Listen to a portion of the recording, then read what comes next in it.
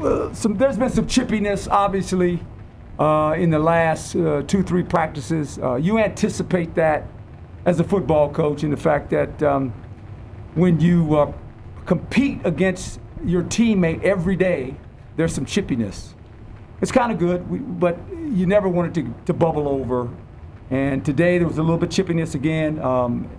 And I kind of told the guys, we got to stay away from the emotional part of it. That gets you in trouble. And they understand, but it happens. It just happens in football.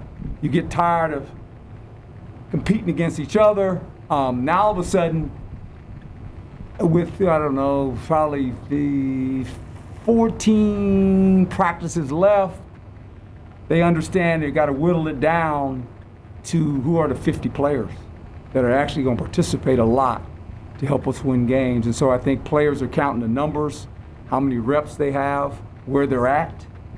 When it comes to how many reps the coaches are allowing me to have, that's just part of it. You know it. But I like the way that they're continuing to play and to compete. And that's what an environment like this brings.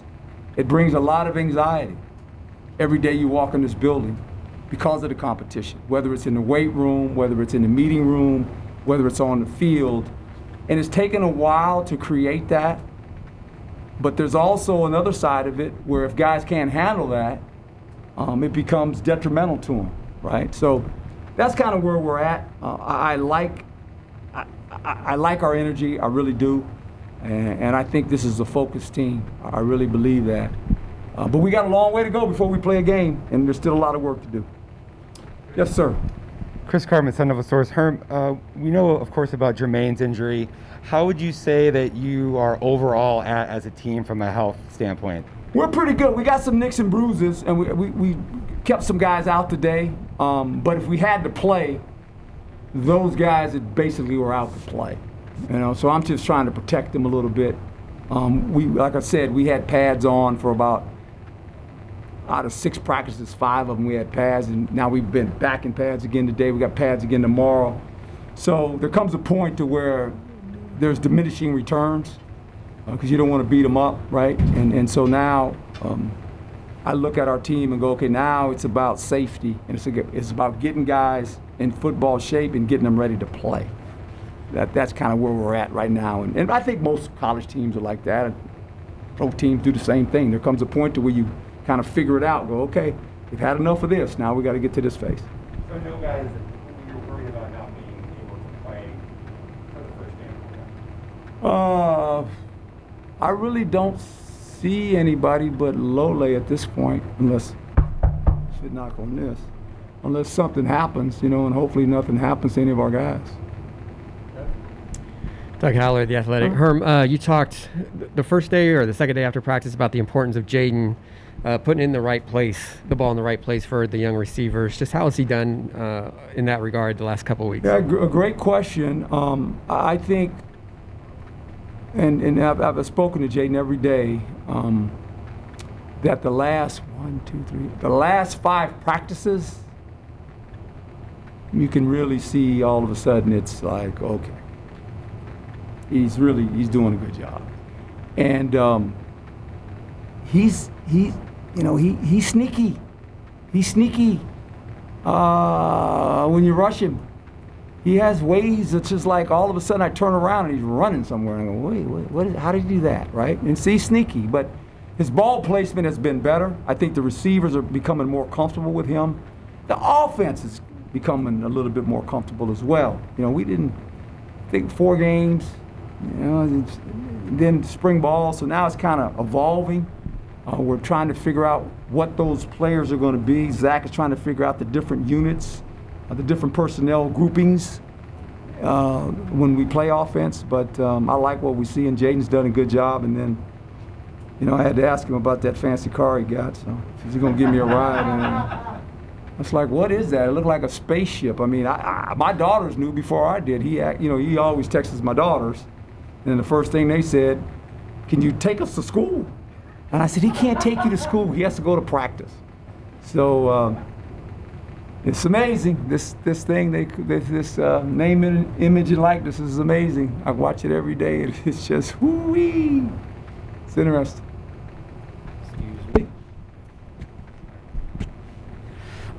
Hi, Herm Edwards, Devil's Digest.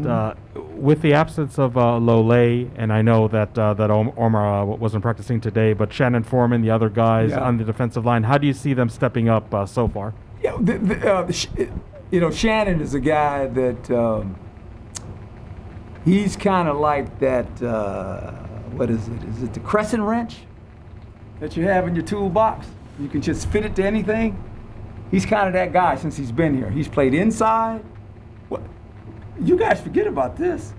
The first game we had as a defense, he intercepted the ball, dropping in coverage, right?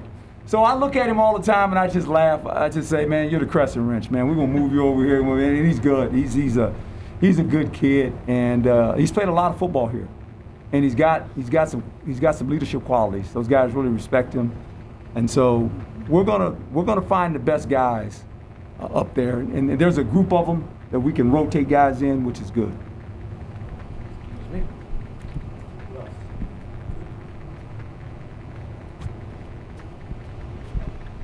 Hi, Coach. Sammy Miller here with Cronkite Sports. We all know how Chase Lucas, he's amazing football player on the field, but what does he mean to the team with his leadership skills and his experience as well? You mentioned it, experience, the wise veteran all of a sudden, that who's been through a lot here, has seen a lot, has been in a lot of football games, right? And so he kind of brings that when he sees things in practice, he can speak up, he has a voice. He can rally the guys in the fact that they respect him. And I think when you've played the number of games that Chase has played in his career, I want to say he's probably played more games, and Mark would know this. I'm probably going to say something I'm getting in trouble for it. Some fans are going to say, no, he didn't. And that's fine. He's close. But he's probably played more games than anybody on the team. You know, more snaps. I should say more snaps than anybody on the team that's been here, because he's been here that long, right? So that gives you credibility. That gives you credibility. And players know, when he speaks, you better listen to this guy. He's played a lot of Pac-12 games. And so that it's good to see his maturity. As you guys know, I got a great relationship with that guy. It's just one of those deals, you know, that we talk all the time, and I kind of tell him, here's the temperature. I need you to do this today to help me out with this, and he finds a way to just pass the message along. So it's good. Coach Zach Keenan, Devil's Digest. I enjoyed the time off this weekend, thank you. But how'd the weekend go?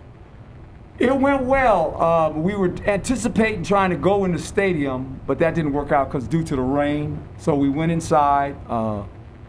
Very fast practice. You know, guys we've got some speed on this team. A lot of speed, and it was fun to watch him, right? But the thing about it, and I said this before to you folks, it's about adaptability. You know, how do you adapt? And this team can do that. And we've talked a little bit about adaptability and being a football player and really having the ability, when you think about being a football player, is anticipation, right? And I equate it to this. That doesn't mean you guess. Anticipation doesn't mean guessing.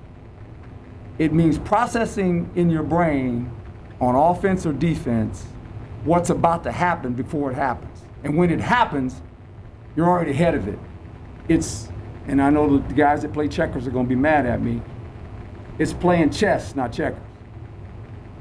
Right? And I think the teams that get that understand that, they're ahead of it. You got to be ahead of what is about to occur before the ball snaps. Because on offense, you're reading coverage, you're reading the front. That changes, all of a sudden it could be a check. You got to change. On defense, they come out with a certain formation. They shift, they motion.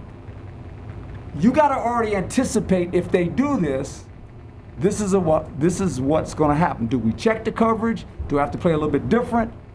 You got to know that before snap. So that's the anticipation, not guessing. guessing is, okay, they snapped the ball, I guess they're going to do this now. It's too late. So it's about playing chess, not checkers. Lena? Hey, Coach. Lena Washington, 12 Sports. You've mentioned adaptability, and we know that the guys that have stepped in as interim assistants have been in this room, but how would you say that your guys are adapting to just those guys taking control? We've seen some tweets from some of your players saying they want their old coaches back. From your perspective, how are they kind of adjusting and adapting to some of the new faces who are the voices for their positions? Well, I think the thing that we've always said is that when you walk in this building, you have the ability to gain some knowledge once you leave. Now, whether you accept it or not, that belongs to your outlook on it. And I think all these players understand that when change takes place, there's going to be a coach, and you got to adapt to that. And obviously, our players have done that. And I think that the guys that have stepped in have done a really nice job with our guys. I don't sense anything but that. They're knowledgeable coaches with a lot of experience. 2 or 3 of them got a lot of experience, actually. Coaching and all that stuff. And one of them has at the highest level you can coach at. I mean, the man that coached for me was my defensive coordinator. I mean, he's a good football coach. I know that. So, period. They're in the story. There's not a debate about that. So I just think that players realize that this building is about knowledge, and there's a lot of knowledge and a lot of information you can receive when you walk in this building. And then just a quick follow-up, can you just talk a little bit more about Bobby Wade and how he's kind of taken this role? You mentioned that he has interviewed for this position before. What have you seen out of him just in the last week of really taking control of the wide receivers? Well, he has a professionalism about himself because he's been in that league. He understands how to deal with players. I think that's that's what coaching's really about. It's about making headway with players. And I think the big thing as a coach, you got to figure out how they learn, because they all learn different, and how you approach them to accept this is what we're doing. You can't approach them all the same. I mean, I got to deal with all these guys, and I pick my spots, whether it's in the classroom, whether it's on the field, whether it's in stretching. I got a list of players every day that I write down that I'm gonna go see these guys today. Somewhere in practice, I'm gonna go see them. And sometimes it's just talk about their life. Just sometimes not even got to do with football. These young people have a lot of things on their plate, believe it or not. They don't all come in here happy and just like, hey, there's a lot of things, the family things and things that they bring into this building every day. And if you don't really come to them and talk to them about those things, and it could be a 5-minute conversation, it could be a 3-minute conversation, but they know I know, and I'm concerned, and I'm here to help them. So, that's my job as a coach, and that's what I've got to do when practice starts, or in the weight room, or in the meal room. Most of the time I'm talking to players, it ain't a lot to do with football. It's not. You see me talking to players, I always tell them, no, it could be something else. And 90% of the time it is something else, just to make sure they're good. And so, that's your job as the head coach. It's making sure that they're okay. Good. Thank you, folks. Not yet. Oh, got a couple I'm sorry. Oh. Herm, you have a very impressive walk-on, BJ Green, on defense. I just wanted your thoughts about what you've seen from him, how you guys were able to get him, and how he might fit in. Yeah, he's impressive. I mean, it's just one of those deals. He wanted to come here. It's just kind of, he wanted an opportunity. And the one thing I think he realizes, and any young guy that comes here, that if you're a walk-on guy, you're going to have an opportunity. We've given every year at least 1 to 2 scholarships to walk-on guys. That was kind of, when I first got here, I said, we're doing that. We're going to flat do that. You got to earn it. This guy's a football player. You watch him, you go, oh. And there's always something why a guy maybe didn't, or maybe some Power 5 schools didn't come at it, and he ran out of scholarship. There's always a story. But I'm glad he's here. I'll tell you that. I'm glad he's here. That's a good gift for us. Yes, sir. Over the last 4 years, we've seen some really strong flashes from Tyler Johnson. Yes. But he's had, injury issues, and then last year he was great, but it was only 4 games. When you look at him, just what kind of football player do you see, and just what do you think his potential is? He's a disruptor. He can disrupt your offense. His whole deal has been, and you mentioned it, his ability to, for long periods of time, whether it's through practice or something, it's been something, right? And I think this year has been a year for him. And I've grown with Tyler. He's another guy that I've had a great relationship with and just kind of watched him mature. We need him to play good because he's a force. Now, he just has to make sure he has the stamina. And we know him now. I mean, we kind of understand him. Like, okay. And I tell him all the time, Tyler, you're not playing 60 plays. Just get that out of your head. Don't even think about that. You're not going to do that. No defensive lineman for us is going to play 60 plays. But when you're out there in certain times of the game, you got to be dominant. At the end of the second quarter, start of the game, but the end of the second quarter, right? Beginning of the third, end of the fourth quarter, last 5 minutes, you got to be in the game. You got to be a closer. You got to help us close the game out, right? He understands that, and I've got a funny relationship with him. But it's been good. It's really good, and he's a guy that there's flashes of when you see it, you go, wow. And I think he knows that, and I think he really, really wants to be more consistent. And I anticipate he's going to have his best year this year. I really do.